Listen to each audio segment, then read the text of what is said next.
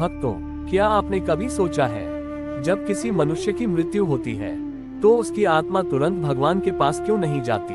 क्यों कहा जाता है कि मृत्यु के बाद 24 घंटे तक आत्मा अपने घर के आसपास रहती है?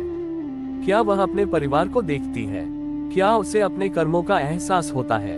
आज की इस कथा में हम जानेंगे गरुड़ पुराण में लिखा वह रहस्य, जिसे जानकर हर इंसान सोचने पर मजबूर हो जाता है। कहा जाता है कि जब किसी मनुष्य की मृत्यु होती है तो शरीर यही रह जाता है, लेकिन आत्मा शरीर से अलग हो जाती है।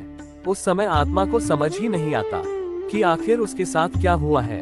वह अपने ही शरीर को देखती है, पर उसे महसूस नहीं कर पाती। घर के लोग रो रहे होते हैं, माँ रो रही होती है, पत्नी रो रही होती है, बच्चे पुकार रहे होते हैं, लेकिन आत्मा चाहकर भी किसी को छू नहीं पाती। तब उसे धीरे धीरे समझ आता है कि अब वह इस संसार से जा चुकी है। आत्मा घर के पास क्यों रहती है? गरुड़ पुराण के अनुसार मृत्यु के बाद पहले 24 घंटे आत्मा अपने घर के आसपास रहती है, क्योंकि उस समय उसे अपने जीवन के सारे कर्म याद आने लगते हैं। उसे याद आता है कि किसके साथ अच्छा किया, किसका दिल दुखाया, कहाँ झूठ बोला, कहाँ किसी गरीब का अपमान किया। और तब आत्मा को एहसास होता है कि जो जीवन मिला था वह कितना अनमोल था, लेकिन अब बहुत देर हो चुकी होती है। यमदूतों का आगमन। कहा जाता है कि जब 24 घंटे पूरे होने लगते हैं तब यम के दूत आते हैं। उन्हें यमदूत कहा जाता है। वे आत्मा को बताते हैं कि अब उसे अपने कर्मों का फल भोगने के लिए दूसरी यात्रा पर जाना होगा।